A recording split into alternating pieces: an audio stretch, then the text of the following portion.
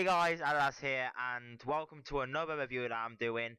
This one is a pretty weird one. It's a player that's not really from one of the main leagues like BPL, League One and stuff. So this guy's quite cheap. He's called Andy Reid, 17k. So that's probably the reason why he is very cheap. I mean, there's only two team of the seasons in that league. I think there's Saka winning him, and the stats on him, they look pretty average. I mean, they don't look anything amazing. They don't look like, oh, they stand out, let's buy him because of this stat. So first thing I'm going to say about this guy is quicker than his stat is. His acceleration is 82, but honestly it feels like he's just a pace abuser.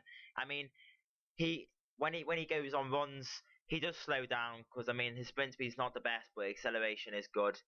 The bad thing about this review is going to be quite short, and that's because the clips that I got with this guy is I barely got any. I mean, there was a couple of goals, a couple of shots, but I mean, this guy could not finish for me. I'm not sure if it's just me. I'm not sure if I'm just shit as uh, getting goals in, but this guy could not work for me when it comes to goal scoring. That's why I think I got 6 games and 3 goals with him and 2 assists. This guy's more like a guy that you just run across and then pass it instead of going for goal with this guy. I suggest you have a guy with better finishing with him.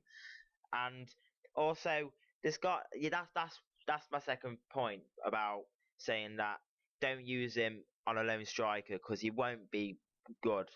In my opinion, anyway. It might just be anybody else's opinion.